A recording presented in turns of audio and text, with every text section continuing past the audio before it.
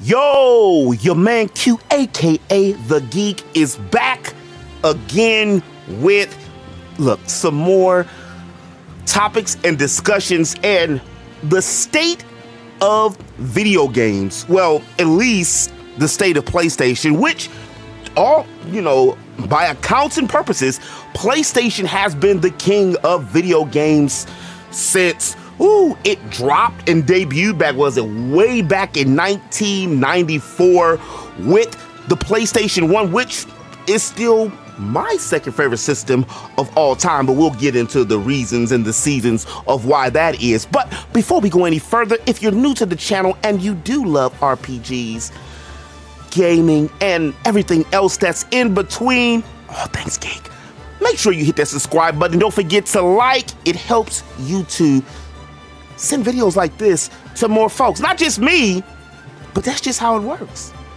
That's just how it works, y'all. The PlayStation 5 Pro is upon us. There was like a shadow or a secret announcement or rumblings on Twitter and every other social medium a few weeks ago. I'm gonna say about a week and a half ago, 9 days or something like that. And then boom, we get it. We hear about it.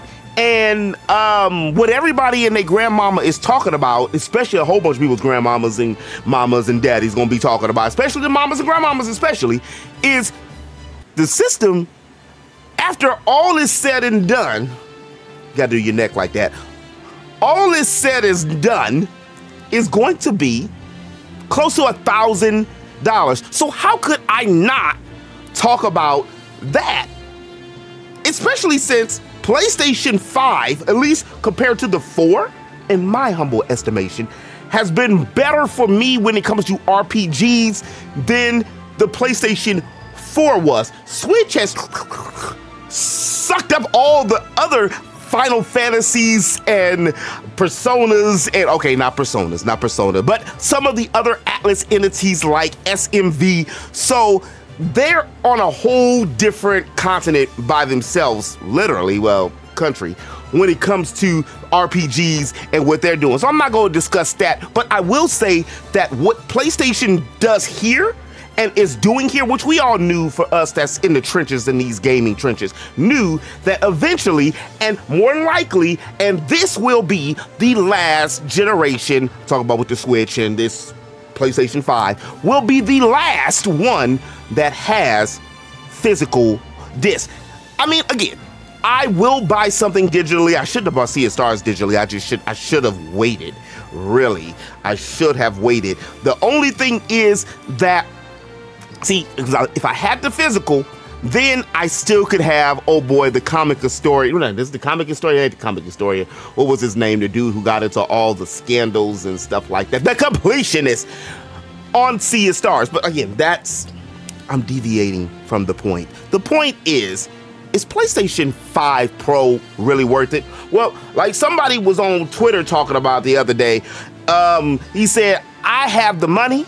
It's my money. And I'm getting it, and that's day one. Now, that's true. We vote with our dollars. So if you want the PlayStation Pro and all of its other entities and the disc drive, that's going to be close to $100 after California state taxes come in California.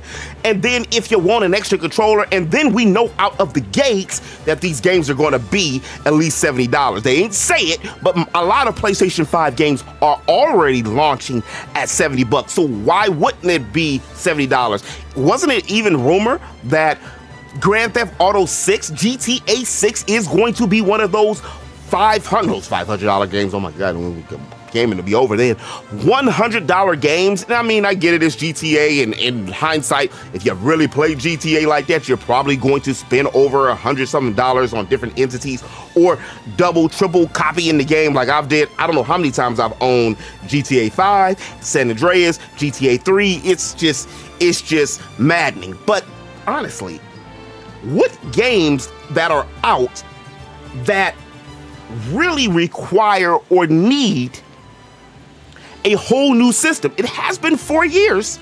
It has been 4 years, which Sony does this thing every 4 or 5 years now recently after the PlayStation 2, where they'll drop the Slim or drop the other. I mean, PS1 did it too, but it felt way later. It felt like 2000 when they brought out the little cool PS1, which actually I like that design more. It looked like one of them little aliens. I don't know what the design was in the late 90s, but in the early 2000s when it came to, for those of y'all who had DSL and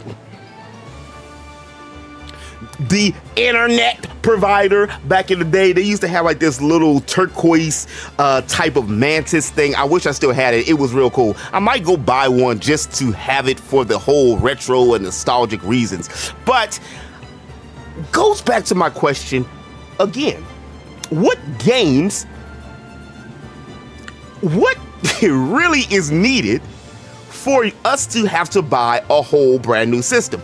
Personally, I wouldn't even bought an OLED Switch if it wasn't for Triangle Strategy Blue to back out of my OG Switch. I'd still be rocking the same one. Again, like old boy on Twitter was saying, it's his money. He day one, he gonna buy it. And I get it, I understand, and that's exactly why I do what I do, how I do it. I still don't own an Xbox because of the fact, even though I like how aesthetically pleasing the Xbox Series X, I hate that name, the Xbox Series X tower system was compared to the Seto Kaiba, which is my favorite Yu-Gi-Oh character, PS5, there wasn't no games for me. And we all have to buy the system for the games. And maybe, like old boy was saying, on X, Twitter, is the fact that he likes PlayStation games.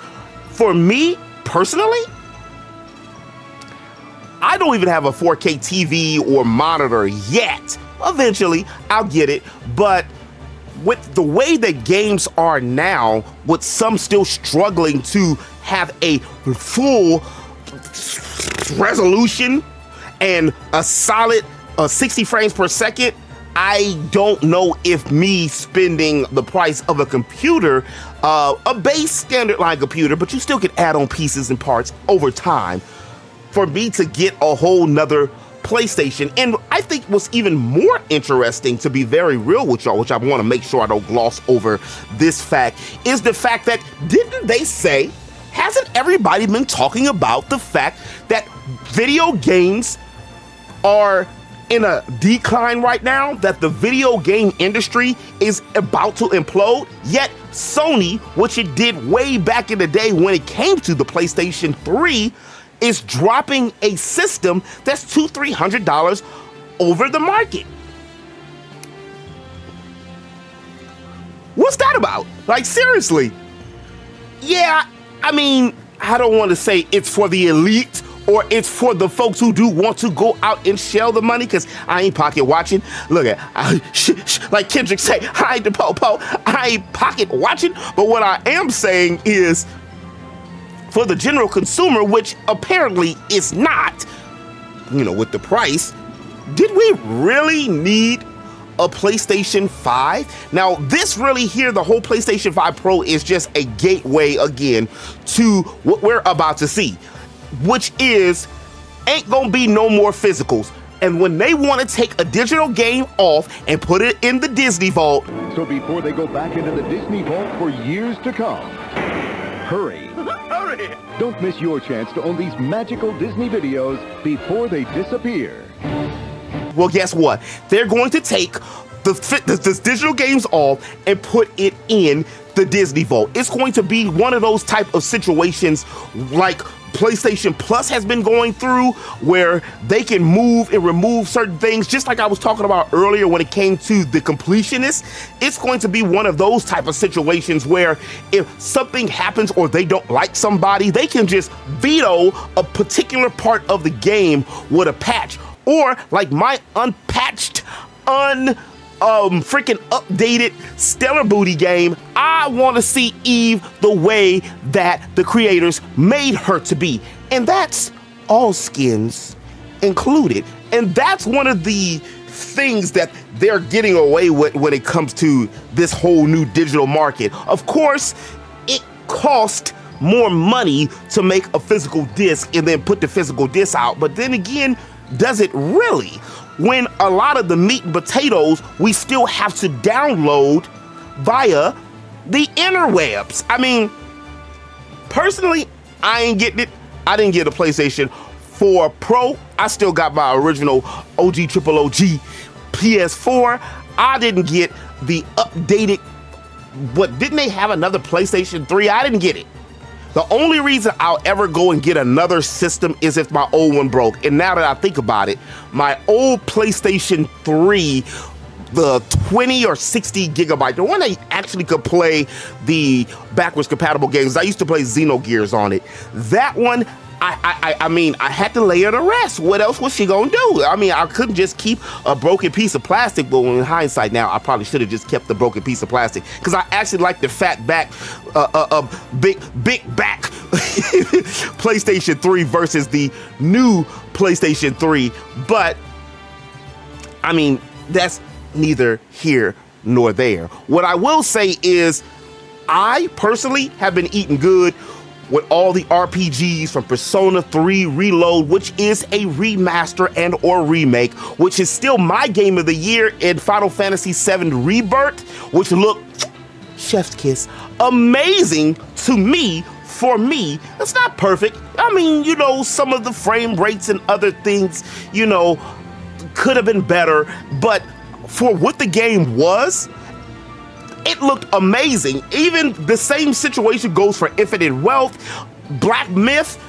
These games look great, and I don't even have a 4K TV or a 4K monitor to play them on. So, the situation when it comes to the full-length, stretched out, pure graphics that PlayStation Pro are offering, it doesn't really apply to me. But again, it's the writing on the wall, and Sony think they slick because this is a copycat league, just like with sports. If somebody starts shooting the 3, well, everybody gonna start shooting the 3 because it's better to make the 3 than to make the 2. So companies are feeling, well, it's gonna be better just to do all digital than to go and make physical copies of discs, even though, again, they're really doing the same price. Matter of fact, it's cheaper for the developers not to do physical games, which is the reason why they're doing it. So wouldn't it be smarter if the digital games were cheaper? And I'm not just talking about with some games where it just cuts out the taxes. Again, this is going to be the last generation, unfortunately, of physical-based games. I'm really thinking that it's going to end with whatever iteration that this new Nintendo Switch is, which could be one of the reasons that this new Switch was checking and seeing what the market was going to be before they decided that they were going to make any announcement, which we heard that it's not going to come to till next year. Again, I don't see why everybody's complaining about the games. I don't know what kind of games y'all playing or what kind of games y'all wanting, but I don't think it's the video games itself, like the actual games. I thought I had a game right here that I could just grab. I don't think it's actually the games themselves that are the problem with the industry or anything. I feel that it's because of the fact that it's become more of a business, where it's always been a business about making money, but I mean a business as it's about the top dollar rather than the creative and artistic forms of expression, which are video games. Hampering devs, not allowing certain concepts or new concepts in video games to flourish, which is one of the reasons that in my lifetime, we're never going to see Link talk. Matter of fact, if I'm not mistaken, in the Echoes of Wisdom, and oh my goodness, please, I hope I'm wrong. We know that Princess Zelda can talk, but I could have sworn from what we've seen about Echoes that Zelda was mute too. So what does that mean? Does that mean that it's like this scene off of Dragon Quest XI that the hero actually can talk when you're not actually dealing with the hero, but because we're in control of him, or whoever's in control of him can't? And I feel that that's why a lot of games have been just lost on the wayside, unfortunately, which I think is bigger than that. My favorite game, my 1A, Chrono Trigger, has been lost in translation, as well as Xenogears, which now, in hindsight, I don't even think I want to see a remake of Xenogears. For those of y'all who remember and played Xenogears, know some of the topics and situations that they discussed and talked about during Xenogears when that dropped in 1998. That is a can't do it, won't do it, can't stop, won't stop, Rockefeller Records, can't do it during this modern time in gaming, which is crazy because with all the stuff that people just see on Instagram and Twitter, you can't put that in a game. But again, that's going to a whole different topic. That's going to a whole different thing. What's even worse is the prices of the controllers for the PlayStation have just secretly and silently and shadow realmly went up, and so is the PlayStation 5 in certain areas. So the business has taken over completely, and the expression in art form has, you know, just been left on the wayside, which again is why we're getting so many remasters and reports. And as much as I love Final Fantasy VII Rebirth, which is my favorite Final Fantasy since the last Final Fantasy that was as good as this one, in my opinion, was 10 back in the Sakagachi, the Hero Nobu days. What are they gonna do other than remake the same games over and over and play off of nostalgia? And I feel that that's what a lot of games are doing. What are you gonna play on the Pro? Aren't we tired of The Last of Us 2? Even though I don't feel the pressure because I've been eating good with games like, I already talked about some of them. Eiyuden Chronicles is another great game that came out. Unicorn Overlord is another great game that came out. It's so many classic RPGs. Triangle Strategy was one of my favorites. Xenoblade Chronicles 3. There's so many games that dropped recently that I've enjoyed that I can't really see why everybody else is complaining. But again, you know, it's different strokes for different folks, and some people don't play the same type of games I've been playing. And one of the reasons why I didn't get Xbox is because of the fact that there was games I didn't want to play. So it's going to be an interesting time come towards the future to see exactly what they're going to do, because we already have seen Phil Spencer buy up the whole damn monopoly board when it comes to these companies, yet fire all the people and still don't do anything with it and put things on Game Pass, which again, I love my Game Pass, but I was debating with somebody before, there ain't no games like that, at least I want to play on the Xbox. They're on Game Pass. And me and Dude went back into a debate with it, was this on Instagram a while back, because I'm like, bro, but there's still, what I'm trying to say is there's no games that I have to play on the Xbox that I can't get on Game Pass.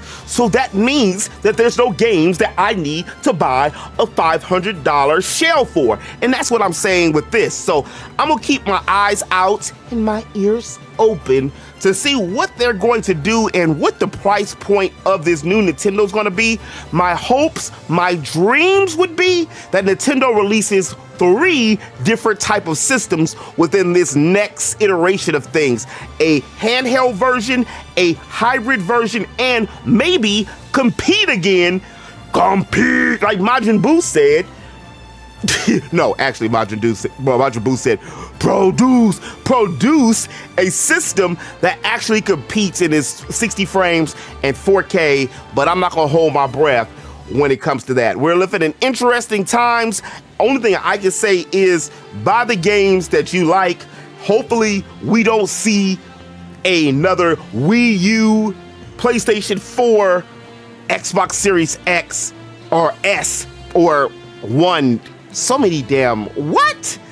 That generation of gaming. But that's all I got for y'all today, interweb. I had to get on here and just talk about what I felt was the state of gaming, also with a little bit of rambling. If you did like this video, do me a favor and hit that like button. It really helps the channel out a lot. I don't know why I said help like that. It really helps the channel out a lot. And if you're new and you want to stay up to date with all these games and all these RPGs, if you please, make sure you hit that subscribe button. I make content here on the channel damn near daily, so make sure you ring that bell to stay up to date for all future videos. And as always, interweb, remember to eat, geek, sleep, repeat.